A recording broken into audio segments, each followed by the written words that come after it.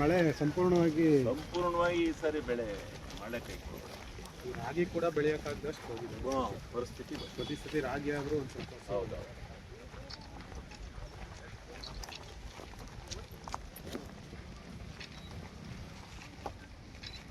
Sir 4% ಅಂದ್ರೆ ಹಿಂದೆ ಯಾವ ಥರ ಆ ಥರ ಪರಿಸ್ಥಿತಿ ಇತ್ತು ಇಲ್ಲ, ನಾನು ಸ್ವಲ್ಪ ಮಾಹಿತಿ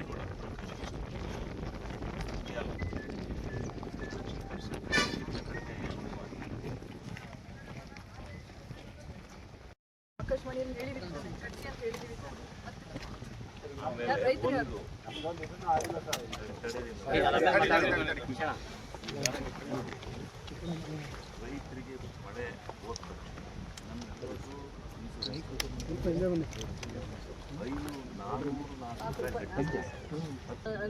ರಾಗಿಗೆ ಇದು ಕಟ್ಟಿದ್ದೀರಾ ವಿಮಾ ಕಟ್ಟಿದ್ರಿ ಎಷ್ಟು ದಿವಸ ನನ್ನ ತಲುಪಿಲ್ಲ ನೀನು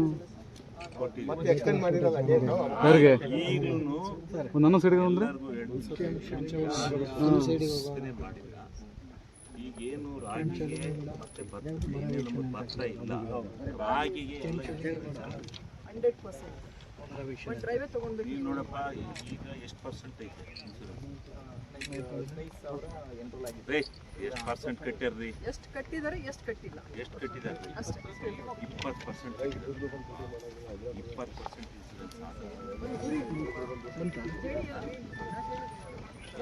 ಏನು ಗುರಿ ಏನು? ಎಷ್ಟು ಸಾವಿರ? 60,000 ಗುರಿ. 40,000 ಕಟ್ಟಿದ್ದೀರಿ, ಮತ್ತೆ 20% ಅಂತಿರಲ್ಲ. ನಾನು ಹೇಳೋದು ಈಗ ಮರ ಪ್ರವೀಣ ಇದಕ್ಕೆ ಹೆಂಗೆ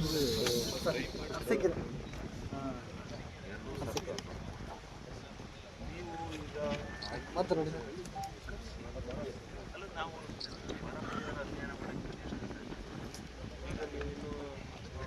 ಮಾಡಿಲ್ಲ ಅಂತ 60,000 ಮೇಡಮ್. 100% ರಾಗಿ ಅರ್ಶಿಕೆರೆ ರಾಗಿ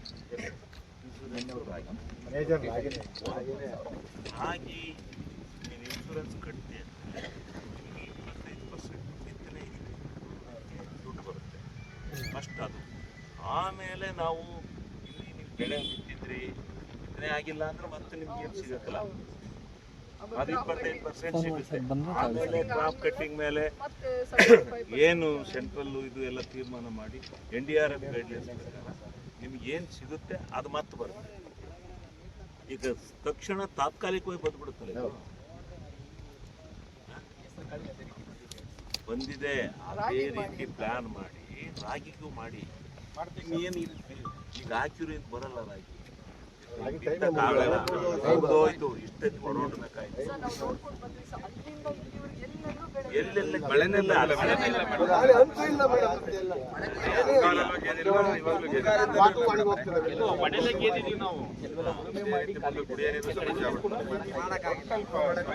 ಅದನ್ನೇಪ್ಪ ನಿಮ್ಮೊಂದು ಏಡಿಯಾಗಿ ಇಟ್ಟಿರೋದು ಅದಕ್ಕೆ. ನಿಮ್ ಇಲ್ಲಿ ಆಯ್ತು ಬೆಳೆ ಹೋಯ್ತು, ಅಟ್ಲೀಸ್ಟ್ ಅವ್ರಿಗೆ ಒಂದು ಖರ್ಚಿಗಾರುವೆ ಒಂದು ಜೀವನೋಪಾಯಕ್ಕಾರುವೆ ಇನ್ಶೂರೆನ್ಸ್ ಅಂತ ಐತಲ್ರಿ ಇನ್ಶೂರೆನ್ಸ್. ಆಮೇಲೆ NDRF ಗೈಡ್ಲೈನ್ಸ್ ಪ್ರಕಾರ ಪರಿಹಾರ ಕೊಡ್ತಕ್ಕಂಥದ್ದು ಏನು ತೀರ್ಮಾನ ಆಗುತ್ತೆ ನೋಡೋಣ. ಫಸ್ಟು ವರದಿ ಕೊಡೋಕ್ಕೆ ನಾವು ಬಂದಿರೋದಿಲ್ಲ. ನಾವು ಇವೆಲ್ಲ ಫೋಟೋಸ್ನ ಹಾಕಿ ಇದೆಲ್ಲ ಪೂರ ಈಗ ಹೇಳಿ ಮುಖ್ಯಮಂತ್ರಿಗಳು ವಿಡಿಯೋ ಕಾನ್ಫರೆನ್ಸ್ ತೊಗೊಂಡಿದ್ರು, ನಾನು ಹೇಳಿದ್ವಿ ನಾವು ಮಾಡಿದ್ವಿ, ಎಲ್ಲ ವರದಿ ತೊಗೊಂಡು ನಿಮ್ಮ ಹತ್ರ ಬರ್ತೀವಿ. ನಮಗೆ ಭಾಳ ನಷ್ಟ ಆಗೈತೆ, ಬರೀ 32% ಅಷ್ಟೇ ಬಿತ್ತನೆ ಆಗಿರೋದು ಬಂದಿಲ್ಲ. ಆಮೇಲೆ ಇಲ್ಲೆಲ್ಲ ಈ ಮೆಕ್ಕೆಜೋಳ ಕಡಿಮೆ ಹಾಕಿದ್ದಾರೆ ಈ ಹೋಬಳಿಲಿ, ಗಣಸಿ ಹೋಬಳಿನಲ್ಲಿ ಮೆಕ್ಕೆಜೋಳ ಹಾಕ್ತಾರೆ, ಇಲ್ಲಿ ಹಾಕಲ್ಲ. ಇಲ್ಲಿ ಬರೀ ರಾಗಿನೇ ಇರ್ತಾರೆ. ಆಯ್ತು, ಇನ್ನ 14 ನೀನು ಎಷ್ಟು ಪರ್ಸೆಂಟೇಜ್ 60,000 ಟಾರ್ಗೆಟ್ ಪೂರ್ತಿ ಪೂರಾ ರೀಚ್ ಆಗ್ಬೇಕು, ಗೊತ್ತಾಯ್ತಾ? ಆಧಾರ ಕೈ ದುಡ್ಡು ಸಿಕ್ಲಿ ಅವ್ರ ಜೀವನಕ್ಕೆ. ಆಮೇಲೆ NDRF ಗೈಡ್ಲೈನ್ಸ್ ಸ್ವಲ್ಪ ಕೊಟ್ಟರೆ 44,000 ಹೆಂಗೋ ಜೀವನ ಮಾಡಿ 60,000 30,000 ಜಾಸ್ತಿ ಜಾಸ್ತಿ ಆಗಿದೆ ಸರ್. ಹೋಗ್ಬೇಕು 30 ಅಲ್ಲ ರೀ, ಫುಲ್ ಹೋಗ್ಬೇಕು ಅದು. ಇನ್ನು ನಮ್ಮ ಸರ್ಕಾರದ ದುಡ್ಡು ರೀ, ನಾವು ಇನ್ಶೂರೆನ್ಸ್ ಕಂಪ್ನಿಯವರು ಮಳೆ ಬಂದು ಬೆಳೆ ಬಂದಾಗ ಯಾರಿಗೂ ದುಡ್ಡು ಕೊಡೋಲ್ಲ, ಒತ್ಕೊಂಡೋಗ್ತಾರೆ. ಯಾರಿಗೂ ಕೊಡೋದೇ ಇಲ್ಲ ರೈತರಿಗೆ, ತಗೊಂಡೋಗ್ತಾನೆ ಸುಮ್ಮನೆ. ಈಗ ಕೊಡ್ಲೇ ಹೇಳ್ರಿ ಅವ್ರು ಕಂಪ್ನಿ ಇದ್ದಾರೆ ಯಾರು ನಿಮಗೆ ಗೊತ್ತಿಲ್ಲ, ಬನ್ನಿ. ಭೀಮಪ್ಪರ್ ಬಂದಿಲ್ವಾ? ಇವ ಅವರೇ ನೋಡ್ರಿ, ನೀವು ವಿಸಿಟ್ ಸರ್ ಹಂಗೆ ಹೋಗಿ. ಇಲ್ಲಿ 2-3 ಅದ್ರಲ್ಲಿ ಏನು ಮಾಡಬೇಕು ಮಾಡಿದ ಯಾರಿಗೆ ನೀರಿಗೆ ತೊಂದರೆ ಇದೆ ಅಲ್ಲೇ ಮಾಡ್ಬೇಕು ನಾವು. ಅದರಿಂದ ಈಗ 36 ಪಂಚಾಯತಿ ರಿಪೋರ್ಟ್ ತಂದಿಡಬೇಕು. 3-4 ದಿವಸ ಟೈಮ್ ಕೊಡಿ. 15ನೇ ತಾರೀಕಿನೊಳಗೆ ಇಂಥ ಊರಿಗೆ ಇಂಥದ್ದು ಇಂಥ ಪ್ರಾಬ್ಲಮ್, ಇವೇನೋ ಆ ಊರಲ್ಲಿ ಅಷ್ಟು ನೀರಿಲ್ಲ ಹಿಂಗಿಲ್ಲಲ್ಲ, ಏನು ಪ್ರಾಬ್ಲಮ್, ಏನು ಈ JJM ಪ್ರಾಬ್ಲಮ್ಮ, ಅಲ್ಲಿಂದ ಲಿಫ್ಟ್ ಮಾಡೋದು ಪ್ರಾಬ್ಲಮ್ಮ, ಯಾರು ಸಿಸ್ಟಮ್ಗೆ ಆಗ್ತಾ ಇಲ್ವಾ, ಆಮೇಲೆ ಈ ಬೋರ್ವೆಲ್ಸಲ್ಲಿ ಸ್ವಲ್ಪ ಕೊಡ್ತಾ ಇದ್ದೀರಿ, ಅದೇನು ಮಾಡೋಕ್ಕಾಗಲ್ಲ, ಆ ದಿನ ಬೆಳಕಿಗೆ ಅದಕ್ಕೆ ಇದಕ್ಕೆ ಕುಡಿಯೋಕ್ಕೆ ಇಟ್ಕೊಟ್ರು ಅದು ಕೊಡ್ತಾ ಇದ್ದೀರಿ. ಅವೇನಾರ ಬೋರ್ ಹೋಗಿದಾವ, ಏನಾರು ರೀಬೋರ್ ಆಗಬೇಕಾ, ಎಂಟು ಪಂಚಾಯತಿ ಪುರುಷತ್ತಿಲ್ಲ ಇದನ್ನು ತೋರಿಸ್ತದೆ ಏನು ಅಂತ. ಹಾಂ ಗೊತ್ತಾಯ್ತು. ಆದ್ರೂ ನಾವು ಭಾನುವಾರ ಆದರೂ ಮೇಡಮ್, ಭಾನುವಾರ ಆದ್ರೂ ಕೂಡ ಅರಸೀಕೆರೆ ತಾಲೂಕಿಂದ ಇಲ್ಲ ಹಾಸನ ಜಿಲ್ಲೆನೇ ನಾವು ವರದಿ ಕೊಡ್ಬೇಕಲ್ಲ. ಇಲ್ಲವೇ ನಾವು ಶನಿವಾರ ಬಂದರೆ ಭಾನುವಾರದ ದಿವಸ ಇದ್ದು ಒಂದು ಮೀಟಿಂಗ್ ಮಾಡೋಣ. ಈ ವರದಿ ಕೊಡೋದು ಅತಿ ತುರ್ತಿದೆ. ಆಮೇಲೆ ಇವತ್ತು ನೋಡಿದ್ರೆ ಅಲ್ಲಿ ಎಲ್ಲ ಡಿಕ್ಲೇರ್ ಮಾಡಿಬಿಟ್ರೆ ಏನು ಮಾಡ್ತೀರಿ? ನಾವು ವರದಿನೇ ಕೊಡದಿದ್ರೆ ಅಲ್ಲಿ ವರದಿ ಹೋಗ್ಬೇಕಲ್ಲ. ಆ ವರದಿನ ಫಸ್ಟು ಭಾನುವಾರ ಆದ್ರೂ ಪರವಾಗಿಲ್ಲ, ಭಾನುವಾರದ ದಿವಸ ತಯಾರು ಮಾಡೋಣ. ನಲ್ಲಿ ಈ ಥರದ ಬರನ ನಾನು ನೋಡಿರಲಿಲ್ಲ. ನಾನು ಶಾಸಕನಾದ್ಮೇಲೆ ಇವತ್ತೇ ಪ್ರಥಮವಾಗಿ ಬಂದಿದೆ. 18ರಲ್ಲಿ ಸ್ವಲ್ಪ ಬಂದ್ರೂ ಈ ಪ್ರಮಾಣದಲ್ಲಿ ಇರಲಿಲ್ಲ. ಬಟ್ ಆದರೂ ಕೂಡ ನಾವು ಕುಡಿಯೋ ನೀರಿಗೆ ಬೇರೆ ವ್ಯವಸ್ಥೆ ಇಟ್ಕೊಂಡಿರೋದ್ರಿಂದ ಕುಡಿಯೋ ನೀರಿನ ಸಮಸ್ಯೆ ಸ್ವಲ್ಪ ಕಡಿಮೆ ಇದೆ. ಈಗ ನಮಗೆ ಬಂದಿರೋದು ದನಿನ ಮೇವು, ಎರಡನೇದು ನೀರಿಂದು ಸ್ವಲ್ಪ ಹೆಂಗೋ ಸಾಲ ಮಾಡ್ತೀವಿ. ದನಿನ ಮೇವು ಮತ್ತು ಪರಿಹಾರ ಜನಗಳಿಗೆ. ಈಗ ಅವನು ಬೆಳೀತಾ ಇದ್ದ ಏಕ್ಟುಮ್ಮು ನಿಂತೋಗ್ಬಿಟ್ರೆ ಅವನಿಗೆ ಬರೋ ಆದಾಯನೇ ಇಲ್ಲ. ಯಾರ್ಯಾರಿಗೆ ತೆಂಗಿನ ತೋಟ ಇರುತ್ತೋ ಅವ್ರಿಗೊಂದು ಸ್ವಲ್ಪ ಇರ್ಬೋದು. ಬಾಕಿ ಈ ಒಣಭೂಮಿನ ನಂಬ್ಕೊಂಡಿರ್ತಕ್ಕಂಥವ್ರಿಗೆ ಆದಾಯ ಇಲ್ಲ. ಅದರಿಂದ ನಾವು ಯಾವ ರೈತನ ಇವತ್ತು ಇನ್ಶೂರೆನ್ಸ್ ಮಾಡುವಾಗ ಒಂದು ಕಾನೂನನ್ನು ಮಾಡಿದ್ದಾರೆ. ಅದರಲ್ಲಿ ಯಾರು ಬಿತ್ತನೆ ಮಾಡೋದಿಲ್ಲ ರೈತ, ಇನ್ಶೂರೆನ್ಸ್ ಕಟ್ಟಿ ಬಿತ್ತನೆ ಮಾಡೋಕ್ಕೆ ಮಳೆ ಬರೋದಿಲ್ಲ, ಅವನಿಗೆ ತಕ್ಷಣ 25% ಹಣವನ್ನು ಕೊಡಬೇಕು ಅಂತಕ್ಕಂಥದ್ದು ರೂಲ್ ಮಾಡಿದ್ದಾರೆ. ಆಮೇಲೆ ಬೆಳೆ ಹಾಕಿದ್ರು, ಬೆಳೆ ಹಾಕಿ ಇನ್ಶೂರೆನ್ಸು ಇದೆ, ಇನ್ಶೂರೆನ್ಸ್ ಇಲ್ಲ, ಇನ್ಶೂರೆನ್ಸ್ ಇಲ್ಲದೆ ಇದ್ರು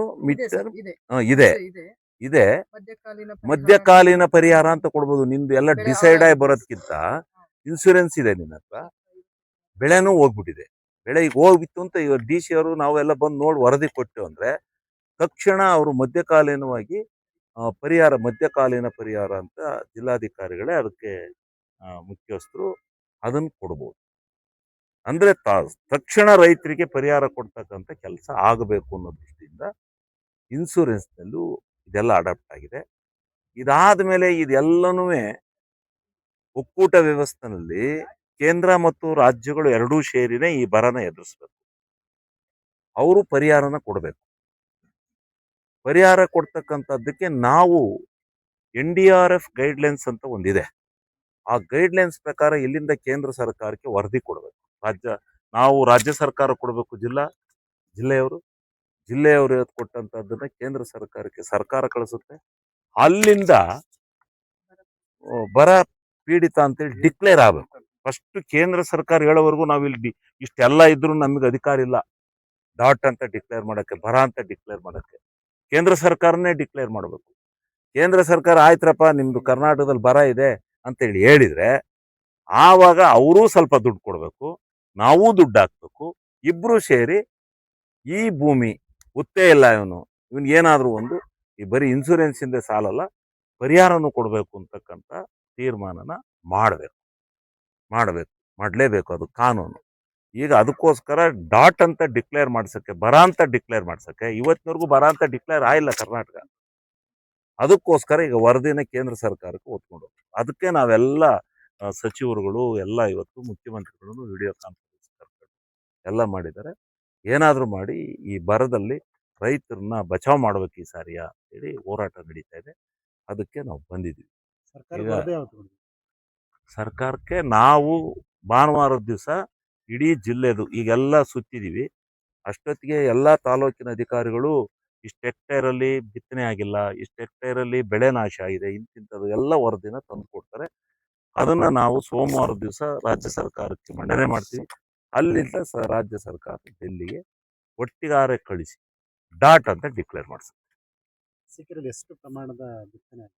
ಅರಸೀಕೆರೆನಲ್ಲಿ 4% ಮಾತ್ರ ಆಗಿದೆ, ಅದು ಹೋಗಿದೆ, ಯಾವುದು ಬಂದಿಲ್ಲ ಬೆಳೆ. ಒಟ್ಟಾರೆ ಜಿಲ್ಲೆಯಲ್ಲಿ ಎಷ್ಟು? 32% ಬಿತ್ತನೆ ಆಗಿರೋದು, ಅದು ಬಂದಿಲ್ಲ. ಬಂದಿದ್ರು ಮೆಕ್ಕೆಜೋಳ ಒಂದು ಬಂದಿದೆ, ಅದಕ್ಕೆ ಬಿಳಿ ನುಷಿ ರೋಗ ಬಂದಿದೆ. ಅದು ಬಿಳಿ ಸುಳಿ ರೋಗ ಅಂತ, ಅದು ಸರ್ವನಾಶ ಆಗೋಯ್ತು, ಒಂಚೂರು ಇಲ್ಲ. ಇದು ಸಂಕಷ್ಟ ಇರುವಂತದ್ದು. ಸರಿ, KMFಗೆ ಜೋಳನು ಕೂಡ ರೈತರಿಂದ ನೇರ ತಗೋಬೇಕು ಅನ್ನುವಂತ ಒಂದು ಈಗ ಜೋಳವೇ ಇಲ್ವಲ್ಲ, ಈಗ ಜೋಳ ತಗೋಬೇಕು, ಮುಂದೆ ಬೆಳಿಲಿ, ಜೋಳ ಬರ್ಲಿ, ಅದು ನನ್ನ ಮನಸ್ಸಿನಲ್ಲೂ ಇದೆ. ಆಂಧ್ರದಿಂದಲೋ ಮಡ್ರಾಸ್ನಿಂದಲೋ ಎಲ್ಲಿಂದ ರಾಜ್ಯದಿಂದ ಜೋಳ ತರಕ್ ಬಿಡಕ್ಕಾದಿನ್ ಮುಂದೆ ನಮ್ಮ ರಾಜ್ಯದ ಜೋಳನೇ ಮಾಡಿ ಫೀಡ್ಸ್ ಮಾಡಿ ನಮ್ಮ ರಾಜ್ಯಕ್ಕೆ ಕೊಡ್ಬೇಕು, ನಮ್ಮ ಜಿಲ್ಲೆಗೆ ಕೊಡ್ಬೇಕು. ಫಸ್ಟ್ ನಮ್ಮ ಜಿಲ್ಲೆದನ್ನೇ ತಗೊಳ್ಳಿ, ಅದು ಹೋರಾಟ ಇದೆ. ಅದನ್ನ ಸ್ಟ್ರೈಕ್ ಕೂತದಾಗ ಹೇಳಿದ್ದು ನಾವು ಹಾಸನದ DC ಆಫೀಸ್ ನಾವು ಜವಾಬ್ದಾರಿ ತಗೊಂಡಿದ್ದು. ಆದ್ರೆ ಈ ಸರಿ ಬಿತ್ತಿದಾಗ ಬರ್ಲೇ ಇಲ್ವೇ ಜೋಳನೇ ಬಂದಿಲ್ಲ. ಜೋಳ ಬಂದಿದ್ರೆ ಈ ಸರಿ ಗ್ಯಾರಂಟಿ ನಮ್ಮ ಜಿಲ್ಲೆ ಜೋಳನ ನಮ್ಮ ಜಿಲ್ಲೆಗೆ ವಿನಿಯೋಗ ಮಾಡಬೇಕು ಅಂತೇಳಿ ಹಠಾವ್ ಮಾಡ್ತಿದ್ದೆ. ಸರಿ ಕಟ್ಟೈತಿ, ಬೆಳೆನೇ ಬಂದಿಲ್ಲ, ಹಂಗಾಗಿದೆ.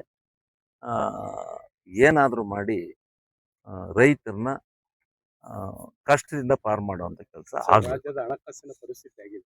ಹಣಕಾಸು ಹೈ ಕ್ಲಾಸ್ ಆಗಿದೆ. ಹಣಕಾಸು 3% ಕೊರತೆ ಇದೆ. ಯಾರು ಹೇಳಿದ್ರಿ?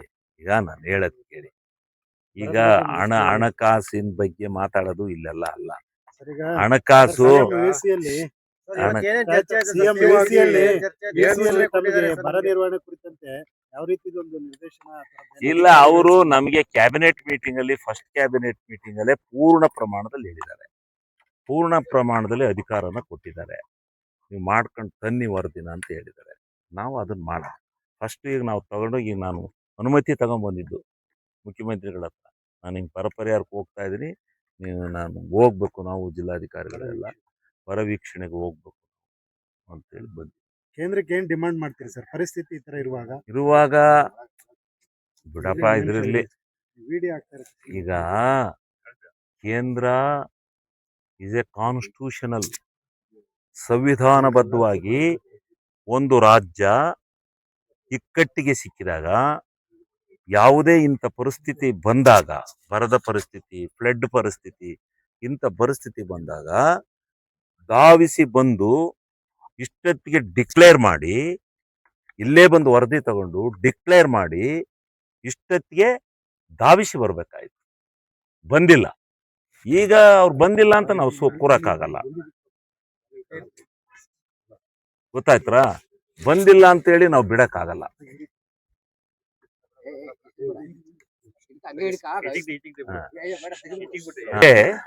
ಎಲ್ಲಕ್ಕಿಂತ ಜವಾಬ್ದಾರಿನ ಈ ದೇಶ ಆಳುವಂತ ಪ್ರಧಾನ ಮಂತ್ರಿಗಳು ಎಲ್ಲಾ ರಾಜ್ಯಗಳನ್ನು ಒಂದಾಗಿ ನೋಡ್ಬೇಕು. ಯಾವ್ಯಾವ ರಾಜ್ಯ ಸಂಕಷ್ಟದಲ್ಲಿದೆ ಅಂತ ಹೇಳಿ ಡೆಲ್ಲಿ ದೊರೆಗಳು ಅಂತ ಅದಕ್ಕೆ ಅನ್ನೋದು. ಡೆಲ್ಲಿ ದೊರೆಗಳವರು, ನಾವು ರಾಜ್ಯದ ದೊರೆಗಳು ಇದ್ರೆ ಅವರು ಡೆಲ್ಲಿ ದೊರೆಗಳು. ನೋಡ್ಬೇಕು, ನೋಡಿ ಪರಿಹಾರನ ಯಾವ್ಯಾವ ರಾಜ್ಯದ ಪರಿಸ್ಥಿತಿ ಏನಿದೆ ಅಂತಕ್ಕಂಥದ್ದನ್ನ ಸೂಕ್ತವಾಗಿ ಅಧ್ಯಯನ ಮಾಡಿ ಆ ಸರ್ಕಾರಕ್ಕೆ ಸೂಕ್ತ ಕಾಲದಲ್ಲಿ ಸೂಕ್ತವಾದಂಥ ಪರಿಹಾರ ವ್ಯವಸ್ಥೆ ಮಾಡ್ತಕ್ಕಂಥದ್ದು ಅವರ ಇದು. ಈಗ ನಮಗೆ ಬರ ಬಂದಿದೆ ಅಂತ ಹೇಳಿ ಟ್ಯಾಕ್ಸ್ ಬಿಡ್ತಾರಾ? ನಮಗೆ 475,000 ಕೋಟಿ ಟ್ಯಾಕ್ಸು ಕರ್ನಾಟಕ ರಾಜ್ಯದಿಂದ ಕೇಂದ್ರ ಸರ್ಕಾರಕ್ಕೆ ಹೋಗುತ್ತೆ. 4.25 ಲಕ್ಷ ಕೋಟಿ ಹೋಗುತ್ತೆ. ಹೋದಾಗ ನಮಗೆ ಇಂಥ ಸಂಕಷ್ಟ ಸಿಕ್ಕಾಗ ವಾಪಸ್ಸು ನಮಗೆ ಪರಿಹಾರ ಕೊಡಬೇಕಲ್ಲ. ಇನ್ನು ಇದನ್ನ ಫಾರ್ಮ್ಯಾಲಿಟೀಸ್ ಮಾಡ್ಕೊಂಡಿದ್ದಾರೆ, ವರದಿ ಕೊಡಬೇಕು ಅಂತ. ಈ ವಾರದಲ್ಲಿ ವರದಿ ಹೋಗುತ್ತೆ. ಆಮೇಲೆ ಅವರು ಕಳಿಸ್ಲೇಬೇಕಾಗುತ್ತೆ. ಒಂದ್ಸಾರಿ ಕೊಟ್ಟಿರಲಿಲ್ಲ ಪರಿಹಾರನ, ಕೋರ್ಟ್ಗೆ ಯಾಕೆ ತಗೊಂಡಿದ್ದಾಯ್ತು? ಸುಪ್ರೀಂ ಕೋರ್ಟ್ಗೆ ತಗೊಂಡಿದ್ದಾಯ್ತು. ಅದೇ ರೀತಿ ನೋಡೋಣ, ಈ ಅಸೆಂಬ್ಲಿ ಒಳಗಡೆ ಈ ಚರ್ಚೆ ಆಗುತ್ತೋ ಇನ್ಯಾವ ಚರ್ಚೆ ಆಗುತ್ತೋ ಕಾದ್ ನೋಡೋಣ. ಸರ್, ಈಗ ಖಾತೆ ಖಾತೆ ಹಂಚಿಕೆ ಹಂಚಿಕೆ ಆಗದೆ ಖಾತೆ ಹಂಚಿಕೆ ಹೇಗೆ ಇವತ್ತು ನಾಳೆ ಮಾಡ್ತಾರೆ. ಖಾತೆ ಹಂಚಿಕೆ ಬಗ್ಗೆ ಏನು ಭಿನ್ನಾಭಿಪ್ರಾಯ ಇಲ್ಲ, ಮಾಡ್ತಾರೆ. ಅದು ಕಳೆದ ಬಾರಿ ಮುಖ್ಯಮಂತ್ರಿಗಳ ಪರಮಾಧಿಕಾರ. ಕಳೆದ ಬಾರಿನೇ ಹೇಳಿದ್ವಿ, ಒಂದೆರಡು ಇವತ್ತು ನಾಳೆ ಆಗುತ್ತೆ ಅಂತ ಯಾಕೆ ಹೇಳ್ತಾ ತಡ ಇದೀವಿ. ಆಯ್ತು? ವಿಳಂಬಕ್ಕೆ ಕಾರಣ ಏನು? ನನಗೆ ಗೊತ್ತಿಲ್ಲ, ನಾನು ಅಷ್ಟೊಂದು ದೊಡ್ಡನಲ್ಲ. ಯಾವಾಗ ಸಾಮಾನ್ಯವಾಗಿ ಇಲ್ಲ, ನನಗೆ ಅಷ್ಟೊಂದು ದೊಡ್ಡ ಇದು ಇಲ್ಲ ನನಗೆ. ನೀವು ಪ್ರಮಾಣ ವಚನ ಏನು ಸ್ವೀಕಾರ ಮಾಡ್ತೀರಿ, ಅದೇ ಒಂದಿನ ಒಳಗಡೆ ಕೊಡ್ತಾರೆ. ಇಲ್ಲ, ಅದು ಕೆಲವು ಸಂದರ್ಭದಲ್ಲಿ ಆಗಿದೆ, ಇಲ್ಲ ಅಂತ ಹೇಳಲ್ಲ. ಈಗ ಯಾಕೆ ತಡ ಇದೆ ಅಂತೇಳಿ ನನಗೆ ಅದರ ಮಾಹಿತಿ ಇಲ್ಲ. ಅದರಿಂದ ಅದು ಯಾಕಾಯಿತು ಅಂತೇಳಿ ನಾನು ವಿಶ್ಲೇಷಣೆ ಮಾಡಕ್ ಬರಲ್ಲ. ಕೆಲವರು ಅಸಮಾಧಾನ ವ್ಯಕ್ತಪಡಿಸಿದ್ರು ಮಂತ್ರಿ ಸ್ಥಾನಕ್ಕಾಗಿ. ಇದರ ನಡುವೆ ಎಚ್ ಡಿ ಕುಮಾರಸ್ವಾಮಿ ಅವರು ನಮ್ಮ ಜೆಡಿಎಸ್ ಮನೆ ಬಾಗಿಲು ತೆರೆದಿದೆ ಅಂತ ಹೇಳಿದ್ರು. ಈಗ ಅದು ಮುಕ್ತ ಆಹ್ವಾನ ಯಾರಿಗೆ ಕೊಟ್ಟಿದ್ದಾರೆ ಅಂತ ಬೇಕಲ್ಲ, ಕೊಟ್ಕೊಂಡು ನಾನು ಅದ್ರ ಬಗ್ಗೆ ಇವೆಲ್ಲ ರಾಜಕೀಯ ಗಿಮಿಕ್ ರಾಜಕೀಯ ನಾನು ಪ್ರತಿಕ್ರಿಯಿಸಲ್ಲ. ಇವೆಲ್ಲ ಯಾರ್ಯಾರು ಈಗ ಯಾರ್ಯಾರಿಗೆ ಬಿಜೆಪಿಯವ್ರಿಗೂ ಕೊಟ್ಟರೋ, ಕರ್ನಾಟಕದಲ್ಲಿರೋರು ಎಲ್ಲಾ ಪಕ್ಷದವ್ರಿಗೂ ಕೊಟ್ಟರೋ, ಯಾರ್ಯಾರಿಗೆ ಕೊಟ್ಟಾರೆ, ಯಾರ್ಯಾರಿಗೆ ಕೊಟ್ಟಿದ್ದಾರೆ ಅಂತ ಬೇಕಲ್ಲ. ಅವ್ರ ಅಭಿಪ್ರಾಯ ಏನಿದೆಯೋ. ಜನರ ಪರವಾಗಿ ಇರೋರು, ನೊಂದವ್ರ ಪರವಾಗಿ ಕೆಲಸ ಮಾಡ್ತೀನಿ ಅಂದವರು, ನೊಂದಿರೋರು ನಮ್ಮ ಪಕ್ಷಕ್ಕೆ ಬನ್ನಿ ಅಂತ ಅದು ಬೇಡ, ಈಗ ಚರ್ಚೆ ಬೇಡ. ಚರ್ಚೆ